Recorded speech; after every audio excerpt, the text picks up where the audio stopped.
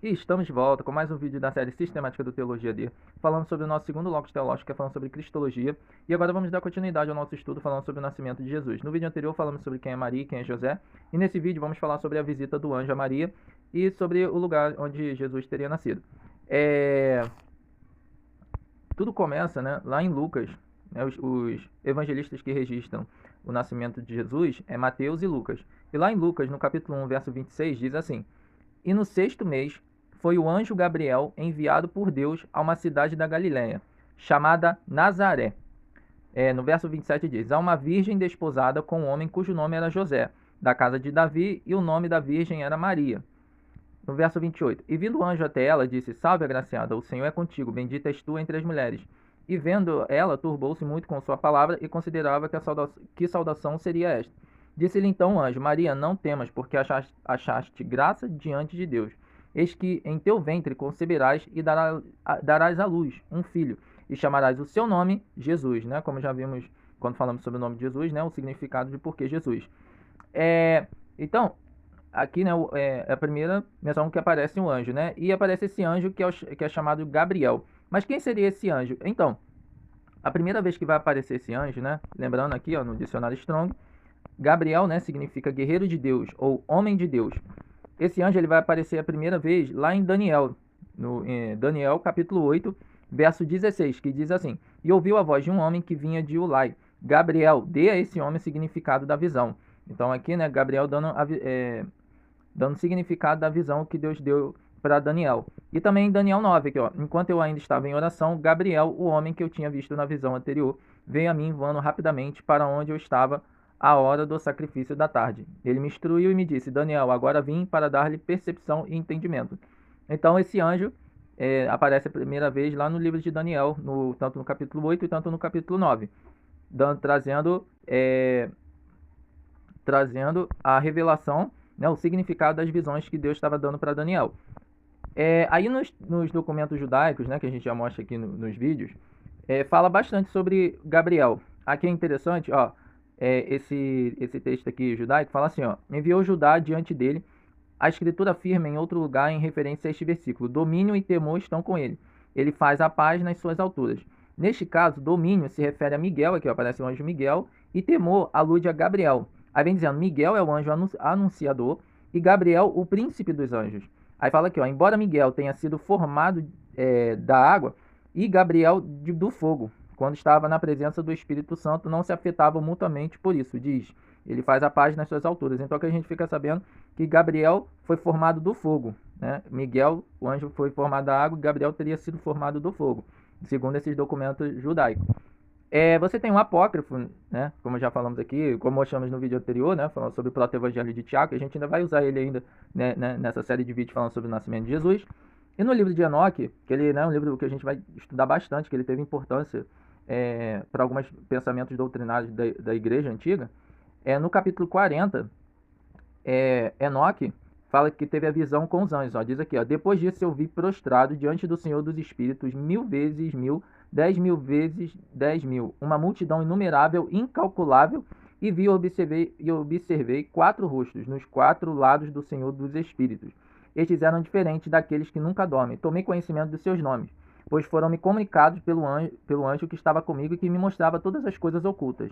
E eu escutei a voz daqueles 4 rostos, ao preferirem cantos de louvor diante do Senhor da Glória. Aí diz: a primeira voz louvava sem cessar o Senhor dos Espíritos. A segunda voz, segundo eu ouvia, louvava o eleito, bem como os eleitos que se conservavam junto ao Senhor. A terceira voz, segundo escutei, rezava e pedia pelos habitantes da terra, intercedendo por eles em nome do Senhor dos Espíritos. A quarta voz, segundo eu ouvi, afastava os demônios, não lhe permitindo acesso diante do Senhor dos Espíritos, para acusar os habitantes da terra. Então eu falei ao anjo da paz, que ia comigo e me mostrava todas as coisas ocultas, perguntando-lhe: quem são esses 4 rostos que eu vi e cujas palavras escutei e anotei? Aí revela o nome desses anjos. Ó. Ele respondeu-me: o primeiro é Miguel, o compassivo e paciente. O segundo, que cuida de todas as doenças e feridas dos filhos dos homens, é Rafael. O terceiro, né, a terceira voz que Enoque viu, ele falou: segundo escutei, rezava e pedia pelos habitantes da terra. Esse seria o que preside a todas as forças, é Gabriel. Então aqui, ó, né, no livro de Enoque, fala que, né, Gabriel, a terceira voz, ficava intercedendo pelos habitantes aqui da Terra, né? Interessante nesse livro. E algumas passagens do Antigo Testamento fala, né, de homens, né, fala de anjos, mas não diz quem é. Como aqui, ó, em Gênesis 18, né, passagem bem famosa, né, que diz aqui: depois apareceu o Senhor Abraão junto aos carvalhos de Manre. Estando ele sentado à porta da tenda, no maior calor do dia, levantando Abraão os olhos, olhou e eis 3 homens de pé em frente dele. Quando os viu, correu da porta da tenda ao seu encontro e prostrou-se em terra. Então, né, aquela passagem quando que os anjos vão, né, anunciar o nascimento de Isaac. E fala desses 3 anjos. Aí tem comentários rabínicos, aqui, ó, como esse comentário aqui, e diz, ó, eis que havia 3 homens. Quem são os 3 homens? Aí o rabino diz, ó, né, comentando essa passagem de Gênesis 18. Miguel, Gabriel e Rafael, viu? Então, esses 3 homens, esses anjos, né, seriam Miguel, Gabriel e Rafael. Aí vem dizendo que Miguel veio informar Sara da notícia, né, da sua iminente gravidez. Rafael veio curar Abraão, que havia sido circuncidado recentemente. E Gabriel, que foi a destruição de Sodoma. Olha que interessante. Também Gabriel, olha que interessante. Um texto aqui, ó, esse Radak, falando de Gênesis 32, 25, que é o mesmo tipo como, ou seja, um anjo, este era o anjo Gabriel, descrito como por excelência Daniel. A razão pelo qual esses anjos são chamados é porque eles aparecem para as pessoas com quem conversam em forma humana. Os tipos de anjos que falam com o homem são chamados, né, aqui é de ish, né, de homem, pois aparecem em uma visão ou enquanto a pessoa a quem aparece está totalmente acordada. Deus havia enviado este anjo a quem? A Jacó. Né? Então o anjo com quem Jacó lutou seria Gabriel, né? Segundo esses comentários rabinos, que é enviando este anjo a Jacó para fortalecer sua coragem, não para temer Esaú. Né? Jacó pudesse prevalecer sobre um anjo, certamente ele não tinha razão para temer um encontro com alguém como Esaú. O fato de a luta durar até o amanhecer era uma alusão a Jacó de que após um período de noite, ou seja, problemas e adversidades, viria um período de luz, paz e prosperidade, juntamente com segurança.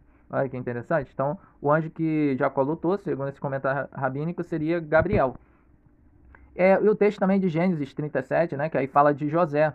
E aqui, né, vem falando, disse Israel, vai, né, Jacó, vai ver se vão bem os teus irmãos e o rebanho, e traze-me resposta. Assim enviou do vale de Hebrom, e José foi a Siquém.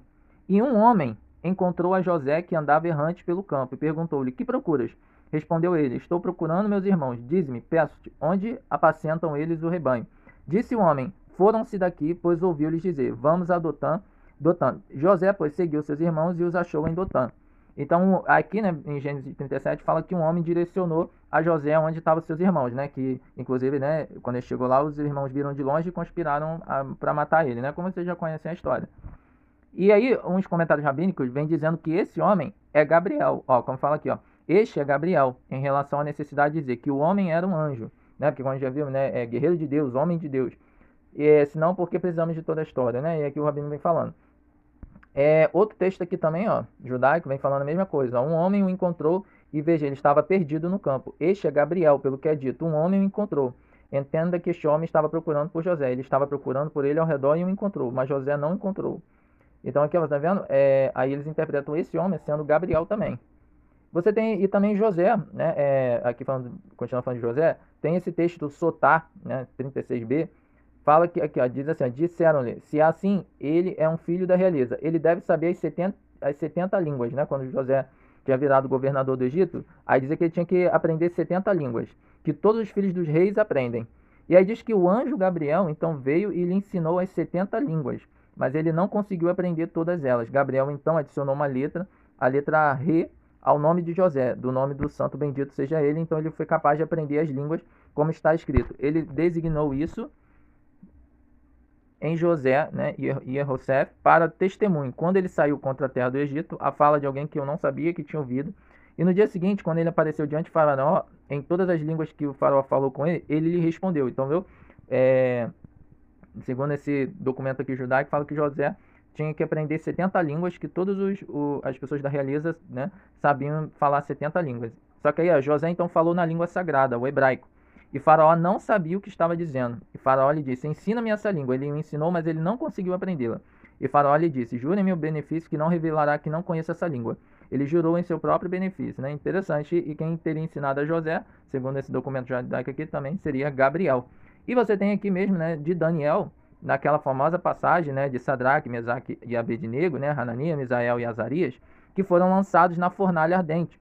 E aí diz que aquele quarto homem, né, que a gente lê na passagem, que os rabinos interpretam como um anjo, esse anjo seria Gabriel, aqui, ó. E o anjo Gabriel desceu e os salvou da fornalha ardente. Tá vendo que interessante? Então aqui, ó, né, são as passagens que falam de Gabriel. E também, antes do anjo aparecer a Maria, o anjo apareceu anunciando o nascimento de João Batista, né? Que em Lucas fala. E aqui, ó, e um anjo do Senhor lhe apareceu, posto em pé à direita do altar do incenso. E Zacarias, vendo, turbou-se, caiu em temor sobre ele. Mas o anjo lhe disse: Zacarias, não temas, porque a tua oração foi ouvida. Isabel, tua mulher, te dará à luz a um filho, chamarás o seu nome João. E aqui, né, aí vem falando de como seria o João. E aí fala: disse então Zacarias ao anjo: como saberei isto? Pois eu já sou velho e minha mulher avançada em idade. E aí no verso 19 diz assim: e respondendo o anjo, disse-lhe: eu sou Gabriel, que assisto diante de Deus e fui enviado a falar-te a dar estas alegres novas. Então, também aqui em Lucas, ele, antes de anunciar para Maria né, que ela daria a luz a Jesus, ele veio falando com Zacarias, né, que daria a luz a João Batista. Interessante, né? E aí, dando continuidade, né, no texto fala que, né, no 6º mês, foi o anjo Gabriel enviado por Deus a uma cidade, essa cidade da Galileia, né? E aí eu quis mostrar, né, falar um pouco da Galileia. Aqui, ó, tem um mapazinho, tá vendo? Como é que era no tempo de Jesus, ó. Aqui embaixo você tem a Judéia e aqui em cima você tem a Galileia, tá vendo? Galileia, vou mostrar para vocês aqui, ó. Galileia, aqui, ó, vem Galileia significa circuito, distrito. Um território em Naftali amplamente ocupado por gentios, né? Ou seja, por aqueles que não eram judeus. Um grupo de cidades ao redor de Quedes Naftali, no qual estavam situadas 20 cidades que Salomão deu a Irão, rei de Tiro, com o pagamento pelo seu trabalho de fornecer madeira de Líbano para Jerusalém. Então, né, onde, né, mostrei aqui no mapa, a Galileia. Galileia significa circuito distrito, né, onde ficava o gentil, aqueles que não eram judeus. Aqui, ó, aí você tem o Eusébio de Cesareia, né, que ele tem um livro chamado Onomástico, que aí ele fala sobre várias regiões, né, do mapa, né, onde aparece na Bíblia, e diz aqui, ó, na Galileia, ó, existe 2 Galileias, uma delas é a Galileia das Nações, localizada na região de Tiro, onde Salomão deu 20 cidades a Irão, em lote de tribo de Naftali. A outra fica perto de Tiberíades e seu lago, o lago de Genezaré, lote da tribo de Zebulon. Aqui, ó. Aí a primeira vez que aparece Galileia, aparece lá em Josué 20, no verso 7, que diz assim, ó, então eles separaram Qued na região montanhosa de Naftali, na Galileia, Siquém na região montanhosa de Efraim, e Criate Arba, isto é, Hebron na região montanhosa de Judá. Então a primeira vez que aparece o nome Galileia.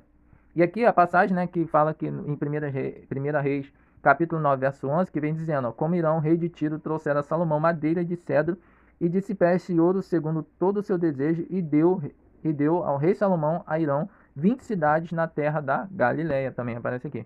E aqui a gente tem o Flávio Joséfo, né, que a gente já mostrou, o historiador do 1º século, e que ele dá uma descrição da Galileia. Ele fala aqui, ó, há 2 Galileias, uma chama-se Alta e a outra Baixa. Ambas são limitadas pela Fenícia e pela Síria. Do lado do ocidente estão a cidade de Ptolemaida, todo o seu território é o Monte Carmelo, né, e aqui ele vem falando várias coisas. Aí aqui, ó, aí ele vem falando, a Baixa Galileia estende-se desde Tiberíades até Zebulon, do qual Ptolemaida está próxima do lado do mar, a sua largura desde a aldeia, situada no Campo Grande, ali começa também o território, aí ele vem falando, ó. Aí ele vem falando uma coisa interessante, ó. Embora essas 2 províncias estejam rodeadas de tantas e tão diversas nações, todavia elas sempre lhe resistiram em todas as suas guerras. Porque além de serem muito populosas, seus habitantes são muito valentes e instruídos desde a infância na arte da guerra. As terras são tão férteis e tão bem plantadas, com todas as espécies de árvores, que sua abundância convida a cultivá-las, tá vendo? É uma terra fértil.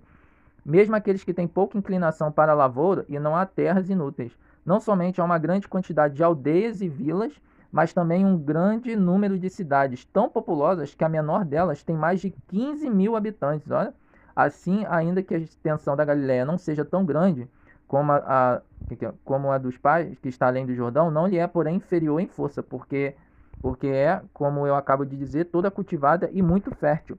ao passo que uma grande parte daquele outro país é seca, deserto, incapaz de produzir frutos para a alimentação. Então, tá vendo? É uma cidade fértil e com pessoas valentes, né? A região da Galileia. Só que, né, os judeus, aqui, né, tem textos rabínicos, como esse aqui, Eruvim, fala que, aqui, ó, vem falando que o povo da Galileia não era muito instruído.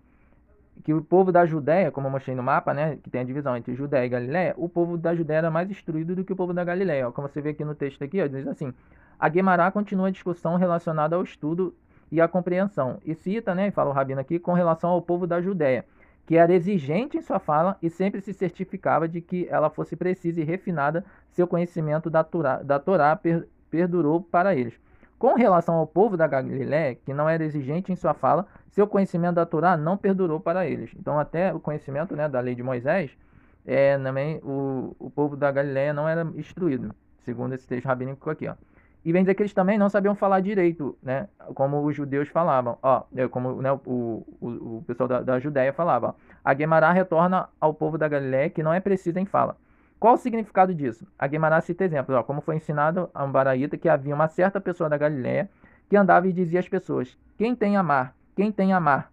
Eles disseram a ele: Galileu tolo, o que você quer dizer? Os galileus não pronunciavam as letras guturais corretamente, então não estava claro se ele procurava um burro para montar ou vinho para beber, né? Ou lã para vestir. Olha, então eles falavam e eles não entendiam.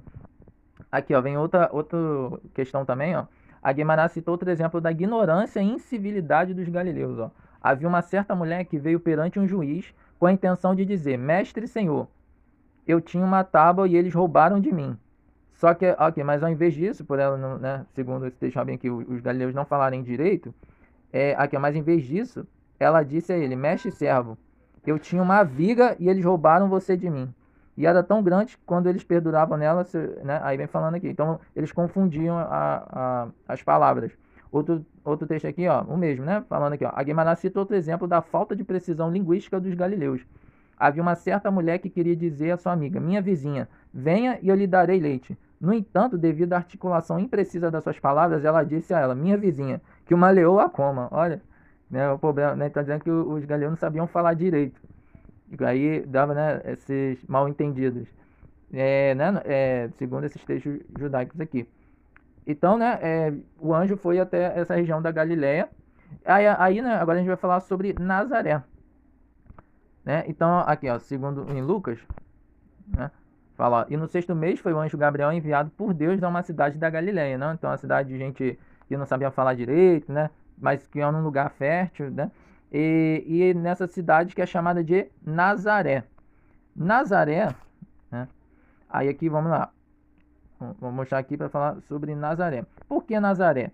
Lembra, eu falei, né? Mateus, os que falam sobre o nascimento de Jesus é Lucas e Mateus. Mateus, lá no Mateus capítulo 2, diz assim, ó, né? No verso 22, né? A gente pode falar aqui no verso 22. Ouvindo, porém, Arquelau reinava na Judéia em lugar do seu pai Herodes, temeu ir para lá, mas avisado em sonho por divina revelação, retirou-se para as regiões da Galiléia e foi habitar numa cidade chamada Nazaré, para que se cumprisse o que fora dito pelos profetas: ele será chamado Nazareno. Tá vendo? Então, por isso que, né, é Nazaré, né, porque segundo a profecia ele seria chamado Nazareno. Nazaré, ela aqui, ó, Evangelho Nazaré, aí aparece lá em Mateus, ó, variante textual para cristãos em latim, Nazorei. Aí aqui fala Eusébio Cesaré, né, que já mostramos, e mesmo, naquela mesma passagem que a gente falou sobre a questão do pai, né, do pai de José, né, na história eclesiástica, que cita falando sobre Nazaré, ó. Aqui vem falando, ó, né, dos Júlios Africanos, que mostramos no vídeo anterior.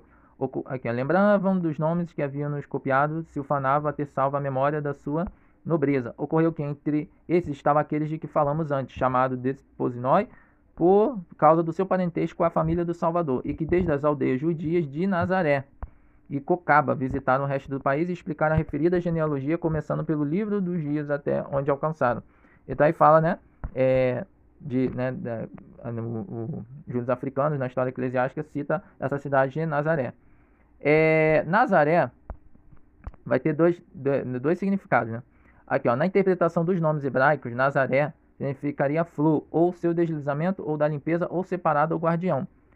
Aqui, ó, aí você vai ter duas definições. Você vai ter Nazaré como sendo de Nazareno ou Nazaré de sendo flor. E aqui eu vou achar, ó, e Nazaré aparece no texto do Novo Testamento, né, como Nazaré, mas você vai ver também se referindo a Nazara, ó, também, ó, como aqui, ó, no comentário sobre o Evangelho de João, de Orígenes, e no capítulo 10, no verso 1, o que que, ó, vem dizendo? Mateus e Lucas representam que ele esteve primeiro em Nazara, tá vendo? Então, também nessa, o nome também é Nazara. E depois o deixou e veio habitar em Cafarnaum. Aqui, ó, e deixando Nazaré, né, como é usado no texto. E as irmãs chamam também de Nazara. E aqui na Epístola 46, do São Jerônimo, né, Jerônimo, que aí na etimologia, ele fala que, né, o significado de Nazaré é flor. E logo vocês vão entender por quê. Aqui, ó, aí diz que ele, né, que esse Epístola 46 do Jerônimo, ele está indo visitando a cidade lá, né, o Jerusalém, e vendo todas as cidades, e ele fala aqui, ó, se vieres, iremos ver Nazaré, como seu nome indica, a flor da Galileia. E por quê, né? Aí mostrar aqui, tem esse texto, esse livro chama Catena Áurea. O que é a Catena Áurea? A corrente de ouro é uma coleção de comentários dos padres da igreja sobre cada versículo dos 4 evangelhos. O Papa Urbano IV encarregou Tomás de Aquino de compilar os comentários dos padres da igreja. E estes livros foram o resultado. Embora o primeiro volume sobre o livro de Mateus tenha sido iniciado no final de 1262 ou início de 1263 e concluído antes da morte do Papa em outubro de 1264. Em outros 3 livros foram escritos após sua morte entre 1265 e 1268. Os livros se enquadram na tradição das catenas, né? Catena fica corrente, que eram esforços para compilar os comentários dos patriarcas da fé. Para tanto, Tomás de Aquino reuniu os escritos de pelo menos 57 padres da igreja gregos e 22 romanos na Catena Áurea, apresentando ao Ocidente vários patriarcas gregos ainda desconhecidos. Então, o São Tomás de Aquino, né, aquele que já mostramos quando falamos sobre as vias, ele compilou esse livro, comentários do Novo Testamento, né, dos Evangelhos, que ficou conhecido como Catena Áurea, né, a corrente de ouro. E aqui, ó, eu peguei um dos comentários que, né, dessa passagem, tanto da passagem, né, de Lucas e tanto da passagem de Mateus 2. E aqui, ó, aí vem falando sobre, né, falando sobre esses comentários, né, os comentários desses pais da igreja, né, aí vem falando desse Rabano, ó. Aí o Rabano, ele fala, ou podemos aplicá-lo nos últimos tempos da igreja judaica, como quando muitos judeus estão... Aqui, ó, representa os seguidores do Anticristo. Nazaré da Galileia, para onde Cristo é transportado, representa parte da nação que abraçará a fé. Galileia significa emoção. Nazaré, a flor das virtudes, pois a igreja, quanto mais zelosamente se afasta do terreno para o celestial, mais abunda na flor e no fruto das virtudes. Aí o Jerônimo, né, que a gente viu, fala, tá, se ele tivesse permitido citar específico, tal, toma as palavras nenhuma da passagem específica da Escritura, mas o sentido de todo Nazareno é interpretado como santo, e que o Senhor seria santo, toda a Escritura testifica. De outra forma, podemos explicar que se encontra em Isaías 11:1, traduzido a letra estrita do hebraico, sairá um rebento do tronco de Jessé, e um nazareno brotará de sua raiz. Aí o São Jerônimo, ele atribui, né, aquela passagem, porque lá em Mateus 2, essa passagem, né, que fala que a profecia dizia que ele seria nazareno, essa passagem não temos no Antigo Testamento, então não sabemos de onde Mateus tirou isso. Mas o São Jerônimo, ele escreveu um livro, né, uma carta, a Carta de São Jerônimo para Parmacho, sobre o melhor método de tradução. E aí ele discute sobre isso, e ele fala dessa questão. Mais uma vez está escrito nas páginas do mesmo evangelista. E ele veio e habitou numa cidade chamada Nazaré, para que se cumprisse o que foi dito pelos profetas. Ele será chamado Nazareno, só que a gente não sabe qual seria esse texto. Aí Jerônimo diz que esses apreciadores de palavras e bons críticos de todas as composições nos digam onde leram as palavras. E se não puderem, deixe-me dizer que estão em Isaías, pois no lugar onde lemos e traduzimos, sairá uma vara do tronco de Jessé e um ramo crescerá de suas raízes. Na expressão idiomática hebraica, aqui, né, aí ele vem dizendo, está escrito assim, sairá uma vara da raiz de Jessé e um nazareno crescerá de sua raiz. Então, segundo o Jerônimo, essa passagem de Mateus 2, o que Mateus cita, falando, né, que os profetas disseram que ele seria chamado Nazareno, essa passagem deriva de Isaías, capítulo 11, verso 1, que diz, né, do tronco de Jessé, que é o pai de Davi, sairá um rebento, e das suas raízes um renovo. Essa palavra renovo, né, netzer, significa rebento, broto, ramo, por isso, né, que como ele deriva etimologicamente da palavra flor. Então, né? Só que Nazaré, ó, como você pode ver aqui, ó, de derivação incerta, né? Também deriva de Nazareno. Então, tem essa interpretação. E também tem outra interpretação que diz que Nazaré deriva, né, de Nazireu, né? Como aqui no texto de Tertuliano, né, contra Marcião, no livro 4, no capítulo 8, ele diz, ó, Cristo do Criador teve que ser chamado de Nazareno, segundo a profecia, de onde os judeus também nos designam, por isso mesmo nazarenos, depois dele, pois somos aqueles de quem está escrito. Os seus nazarenos eram mais brancos do que a neve.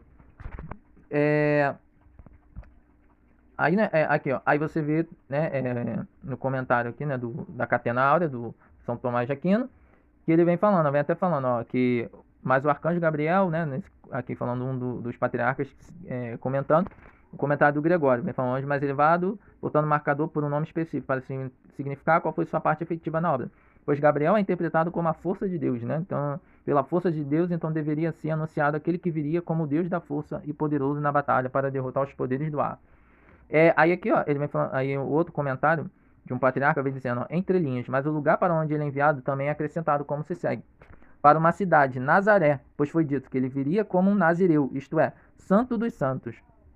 Nazireu, né, o voto de Nazireu, ele aparece lá em Números, no capítulo 6, que vem dizendo assim, ó, disse mais o Senhor a Moisés, fala aos filhos de Israel e diz-lhes, quando alguém, seja homem, seja mulher, fizer voto especial de Nazireu, a fim de se separar para o Senhor, abster-se-á de vinho, de bebida forte, não beberá vinagre de vinho, nem vinagre de bebida forte, nem bebida alguma feita de uvas, nem comerá uvas frescas nem secas.